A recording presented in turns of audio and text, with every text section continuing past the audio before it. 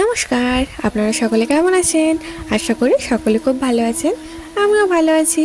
তো আবার একটা নতুন ভিডিও নিয়ে চলে এসেছি আপনাদের সাথে। এই যে রঙিন ফুলের গাছটি দেখতে পাচ্ছেন, এখনও গাছটিতে ভরে ভরে ফুল রয়েছে।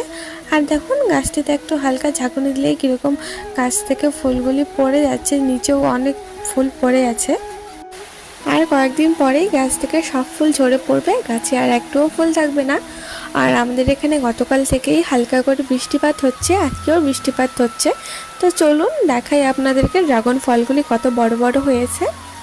আপনাদেরকে যে আমি দেখেছিলাম গাছে 2টি ড্রাগন ফুল এসেছিল, তো এই যে দেখুন সেই ফুল থেকে ফল হয়েছে। এই যে ফলগুলি অনেক বড় হয়ে গেছে। আর এই যে আরেকটি ফল, তো দেখুন ফলের গায়ে হালকা করে লাল লাল কালারও চলে এসেছে। এর মানে এটাই যে আর 1 সপ্তাহ পরেই ফলগুলি পেকে যাবে। আর এই যে দেখুন গোলাপ ফুলগুলি কত সুন্দর, কত মিষ্টি একটি কালার। বৃষ্টির কারণে ফুলের মধ্যে জল ঢুকে গেছে। আর এই গোলাপ গাছগুলির আমি সেরকম পরিচর্যা করতে পারিনি, যার কারণেই গাছগুলির এইরকম অবস্থা। তবেও গাছ ফুল দিয়ে যাচ্ছে।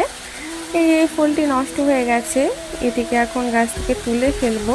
যদিও আমার গাছ থেকে ফুল তুলতে একদম ইচ্ছে করে না, কিন্তু এই ফুলটি তখন ঝরে পড়বে, এটা তাই আমি তুলে নিলাম।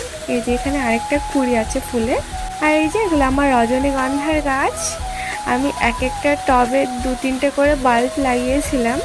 এগুলি আগে মাটিতে লাগানো ছিল, তো সেখানে ফুল হচ্ছিল না, তাই আমি এগুলোকে টবে লাগিয়ে নিয়েছি। আমি টোটাল 4টা টবে লাগিয়েছি, প্রত্যেকটা টবেই 3-4টা করে বাল্ব বসিয়েছিলাম। তো দেখুন কতগুলো গাছ হয়ে গেছে।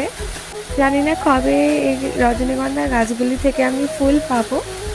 রজনীগন্ধা গাছে কী সার প্রয়োগ করলে আর কীরকম পরিচর্যা করলে অতি তাড়াতাড়ি গাছ থেকে ফুল পাওয়া যায়, কেউ জেনে থাকলে অবশ্যই আমাকে কমেন্ট করে জানাবেন। আর এই যে বেলি ফুলের গাছগুলি, এখন তো অফ সিজন, এই সিজনে সেরকম বেলি ফুল হয় না, তাই গাছে ফুলের কুঁড়ি আসেনি। তো আজকে এ পর্যন্তই, টাটা।